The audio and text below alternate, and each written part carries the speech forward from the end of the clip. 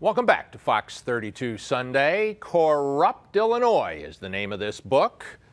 Patronage, cronyism, criminality. The authors, Tom Gradel and Professor Dick Simpson from the University of Illinois. Professor, what's your favorite story from this book of Corrupt Illinois? I've always enjoyed best, I think, the Paul Powell tales, part of which we all know. He put the $6 million in shoeboxes? Well, he had 800,000. 800,000. He had an estate worth millions. And he did it all with a $30,000 a year salary, which isn't easy to save all that money. I was very impressed with his thriftiness. Well, it was Tammany Hall's George Washington Plunkett who said, I seen my opportunities and I took them. Absolutely. And Paul did. Your favorite story? My favorite story is one that you reported, which was William Crothers and Isaac Crothers, 23 years apart, get convicted for the exact same thing, taking bribes from developers to refurbish parts of their house. A father-son team of crooks. A father-son team. They learned from each other and got caught the same way. Has it gotten better, Dick? Well, it's improved incrementally, but when we looked at the record, we found that since 1976 to 2012, there have been 1,913 people convicted in Illinois of public corruption, and the record still goes on. 33 aldermen, 3 who would have been convicted in addition, but they died before they could be tried. And you said there's a little over 200 aldermen during that time period, About right? that, yeah. So it's about a 15, 16, 20%. The way I usually put it to my class, and when I'm talking about it, is the 2 most dangerous crime zones in the state are the city council chambers and the governor's mansion in Springfield. No, that's with a tip of the hat too to Mike Royko, who used to use a variation on that. He used to say the highest crime rate in the city was at City Hall, right? It in the is, council absolutely, chamber. yeah. Right.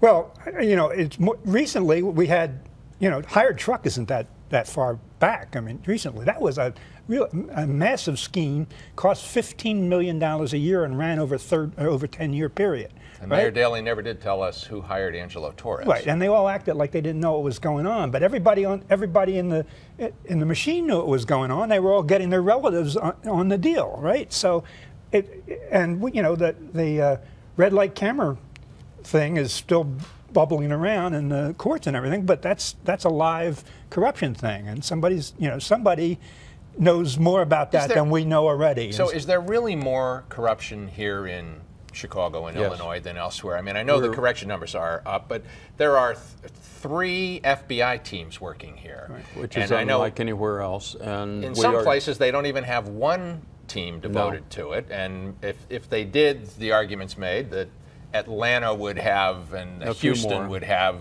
many more corruption investigations. You know, 2 quick facts. First, we're the most corrupt city in the nation, and Illinois is the 3rd most corrupt state. And the cost of that corruption is at least $500 million a year to us. That's what we're paying as a corruption tax.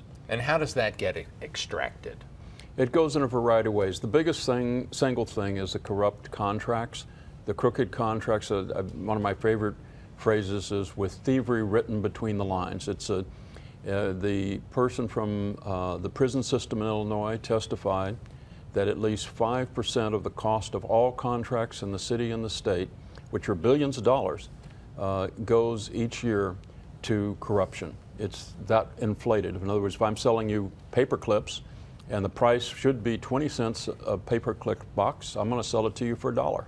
Okay, now, but I gotta say that I do have trouble believing that in some other parts of the country where I suspect some of the local public officials are just as larcenous and feloniously minded, and where salaries are substantially lower than are paid here, that the same thing doesn't go on. It does in Louisiana, it does in New Jersey. You can find pockets of corruption that come close to us, maybe even surpass us on a particular day. So you don't buy the argument that it's just not being investigated elsewhere? No. Wisconsin, you know, just even here, Wisconsin, Iowa, Michigan, Indiana even, except for the northern part, are not as nearly as corrupt. So where does the culture come from? Where does the culture of corruption come from? I think it's not only that the corruption occurs, but it's the persistence of it. And it's also nurtured by political machines. Political machines are by their nature corrupt. They only exist to get favors for people that they shouldn't get otherwise. And they get them, you know, legally, illegally, unethically, different ways. But the machine is designed to help certain people and not worry about other people. And that's what we have. Machine politics was perfected here in Chicago under Mayor Richard J. Daley. It was started by other people, was perfected by him. I think also there's been some, at least side-by-side behavior, not necessarily cooperation between the mob and the machine. Right, so and give me two quick reforms or two simple reforms that could reduce it further. Well, you think it has gotten marginally better? It has gotten marginally better at times.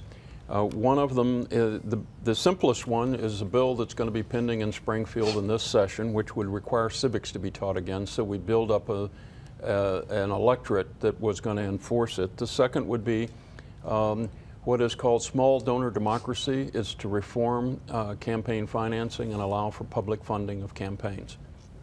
All right. And there's one more. Yep. We should prohibit legislators from acting as lobbyists in other situations. Now, why is that a problem? Because they can trade their vote in the legislature for help for their client. Well, you know, and so we have the strange phenomenon where Mike Madigan, the Illinois Party chairman, lobbies Joe Barrios, who is the Cook County Democratic chairman, and then Barrios goes to Springfield and lobbies Mike Madigan. That's right. And that's legal. That's right. legal. So and it shouldn't be. So the scandal sometimes is not what's illegal. The scandal sometimes is what's perfectly legal. Right. Gentlemen, thank you. Good. Professor Dick Thanks, Mike. Simpson from UIC and Tom Gradel. You guys have been on this beat, I know, for many years. My reporter's notebook is coming up next. Recalling how 100 years ago, a vicious network of official crooks here had the amazing gall to put a celebrated reformer on trial. Now that's a truly outrageous tale of corruption, and we'll return with some memories of what happened 100 years ago when we come back after this break. Fox 32 Sunday.